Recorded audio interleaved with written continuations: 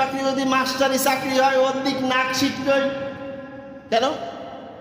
কারণ ও ঘুষ খাতি পারবে না, ওর দ্বারাই মেলা টাকা ইনকাম করা চলবে না। সর্বোচ্চ 20, 25, 30 বুড়ো বয়সে 40-45 হাজার টাকা পেতে পারে। তাও আবার যখন পেনশনের টাকাটা তুলতে যাবে ওই ব্যাংকের ধরে ধরে বিভিন্ন মন্ত্রণালয়ের ধরে ধরে দাঁড়াতেও মরে যাবে, স্টক করে পাবে না। কেননা মাস্টার সারা জীবন মাস্টারের বেতনের থেকে যে টাকাগুলো কর্তন করে যে সরকার আছে ওই সরকারই খেয়ে বেলায় দেয়। তা বুঝতে পেরেছে? খুব একটা বিপদ।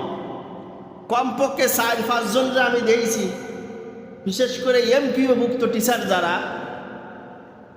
এরা নিজের পেনশনের টাকাই দিতে পারে না। মানে আজকে যদি রিটায়ার্ড করে এতে 1 বছর পরে পায় কিছু টাকা,